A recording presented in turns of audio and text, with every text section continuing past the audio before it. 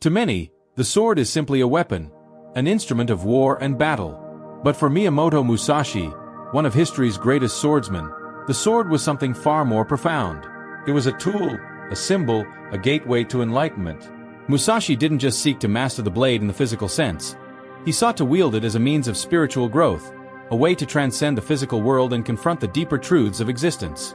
In his writings, particularly in the Book of Five Rings, Musashi offers a philosophy of swordsmanship that extends beyond combat, one that intertwines the mind, body, and spirit.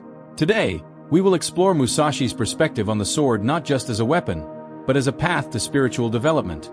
Born in 1584, Miyamoto Musashi was a legend of the sword, a warrior who fought and won countless duels, developed his own style of combat, and left behind a philosophy of martial arts that transcends the battlefield.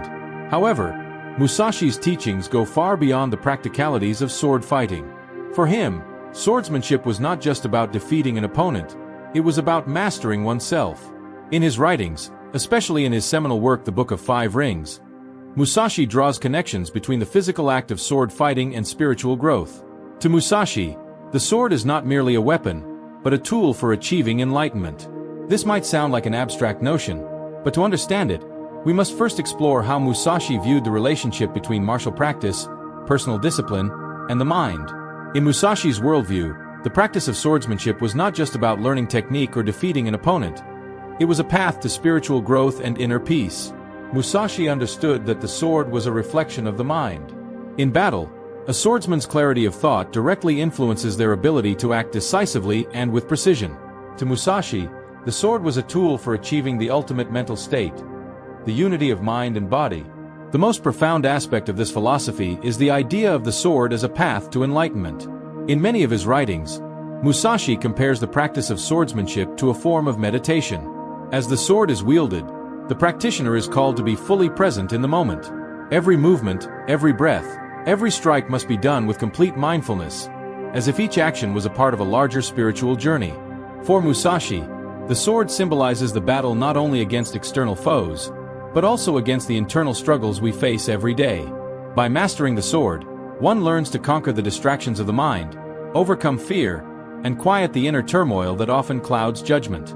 The sword, then, becomes an extension of one's own discipline, a tool for spiritual purification. Musashi often drew parallels between the practice of swordsmanship and the meditative practices of Zen Buddhism. Just as Zen meditation encourages the practitioner to focus their mind and clear their thoughts, swordsmanship requires a similar focus and presence. The motions of the blade, the rhythm of the strikes, and the stillness between actions all demand a type of mental clarity that mirrors the tranquility sought in meditation. In Musashi's mind, true mastery of the sword required more than just physical skill.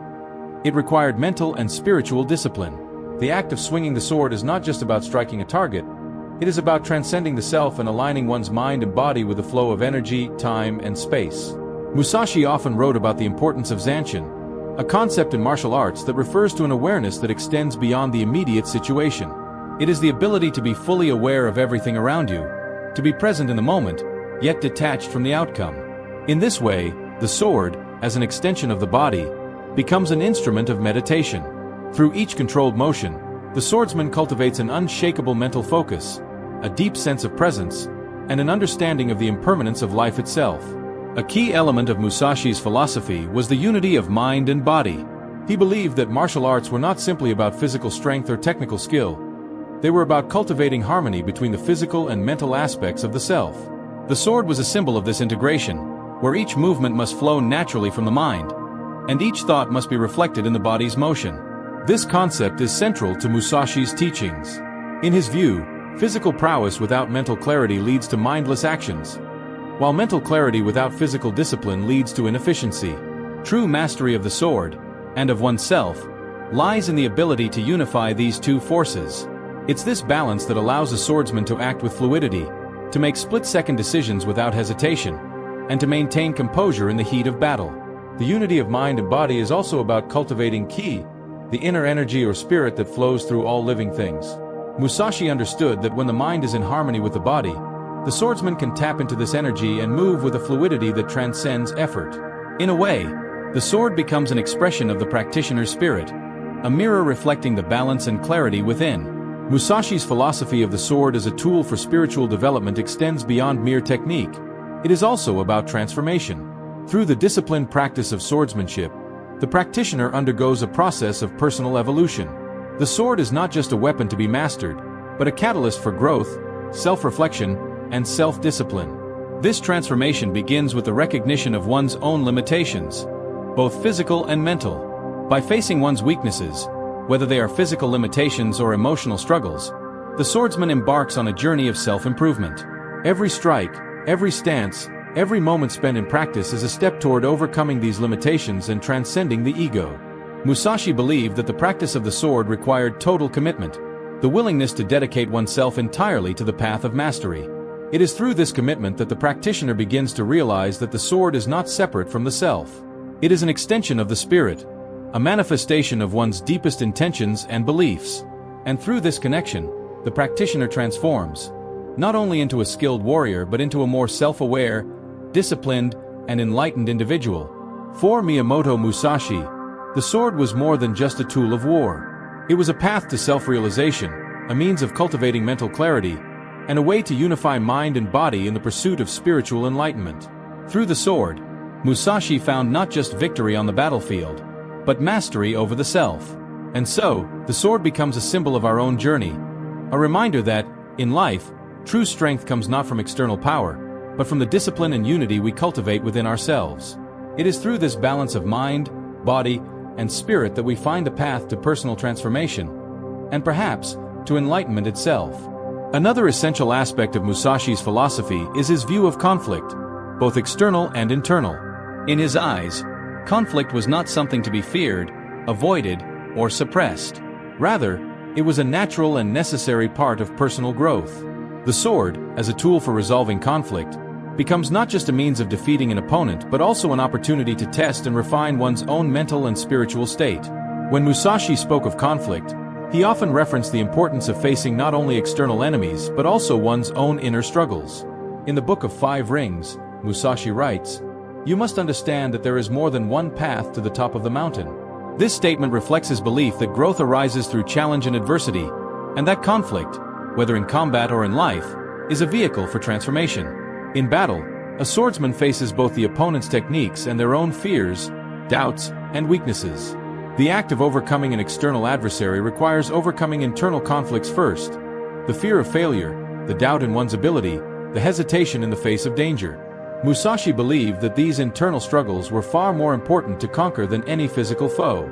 In this sense, combat became a mirror to one's soul, a reflection of one's mental state, where true victory lay not in vanquishing an enemy but in conquering oneself. Musashi's approach to the sword was not one of immediate mastery, but rather a lifelong journey of continuous learning. Even after his countless victories and duels, Musashi never stopped practicing, refining, and evolving his skills. This idea is central to his teachings, that mastery is not a destination, but an ongoing process. He viewed the sword as a lifelong companion, one that shaped the practitioner in mind, body, and spirit. Musashi's own life reflects this philosophy. After retiring from combat, he continued to write, teach, and refine his own understanding of the martial way. In this sense, his philosophy of swordsmanship was not confined to the dojo or battlefield but extended into every aspect of his existence. Musashi's commitment to continuous self-improvement mirrors the ideals of Zen Buddhism, where the practitioner's journey is not about reaching an end goal, but about deepening one's understanding and experience. In this light, the sword becomes a metaphor for the ongoing refinement of character, a symbol of the warrior's constant striving for excellence and spiritual clarity. One of the more paradoxical aspects of Musashi's teachings is his view on detachment. While the sword is a tool of action and power, Musashi emphasizes that true mastery requires detachment, the ability to act without attachment to the outcome. In his philosophy, attachment to results leads to hesitation, fear, and indecision, whereas detachment allows the practitioner to move freely, without emotional baggage. This detachment is not about coldness or indifference. Instead, it reflects a deep understanding of the transient nature of life. Musashi understood that attachment to victory, to fame, or even to one's own identity as a swordsman, would cloud judgment and create vulnerability. In his later years, Musashi moved away from the fame of his victories and sought a simpler, more introspective life. He embraced the Zen principle of mu, emptiness or nothingness, which encourages letting go of all attachments to ego, pride, and the self. In the context of swordsmanship, detachment allows the swordsman to act without fear or hesitation, fully present in the moment, free from the constraints of the past or the future. In battle, this detachment becomes a form of ultimate freedom, the ability to act swiftly and decisively, without being bound by emotion or preconceived notions. Although Musashi lived over 400 years ago, his teachings on the sword and spiritual development continue to resonate with people today. His philosophy extends far beyond the martial arts community, offering valuable insights for anyone seeking personal growth, mastery, and inner peace. In business, leadership, and personal development, Musashi's principles of clarity, adaptability, and continuous learning provide a framework for navigating challenges and achieving success. His teachings on detachment, the unity of mind and body, and the pursuit of self-mastery are as relevant today as they were in feudal Japan. The sword, as Musashi saw it, is not just an object of war. It is a symbol of discipline, mental clarity, and the warrior's journey toward enlightenment. Whether wielded on the battlefield or used as a metaphor for navigating life's struggles, the sword continues to represent the path of the warrior, a path that requires strength, wisdom, and a deep commitment to personal transformation. Musashi's legacy is not simply in his victories or his technique, but in the way he lived his life, a life devoted to mastering both the sword and the self. His teachings remind us that the true battle is not against external enemies, but against the limitations we impose upon ourselves. To walk the path of the sword is to walk the path of continuous growth, of overcoming adversity, and of striving to become our best selves. Musashi's sword was never just an instrument of war. It was, and remains, a path to deeper understanding, a tool for enlightenment, and a symbol of the eternal quest for mastery. In each movement, each strike, and each challenge, the swordsman seeks to harmonize mind, body, and spirit, forging a path that leads to both personal and spiritual victory. And just like Musashi himself, we too can pick up the sword of life, mastering our craft, refining our character, and moving ever closer to the realization of our fullest potential. If you found Musashi's philosophy as powerful and transformative as his swordsmanship, then it's time to take the next step. Whether you're seeking personal growth, deeper focus, or mastery in your own life, the lessons of the sword can guide you. So, I invite you to pick up your own sword, your craft, your passion, your discipline, and begin your own journey of self-mastery. To help you along the way, we've gathered resources, lessons, and insights on how to apply Musashi's teachings in your own life. And remember, true mastery is a lifetime pursuit. Don't wait for the perfect moment. Start today. Click the link, join the community, and let's walk this path of mastery together.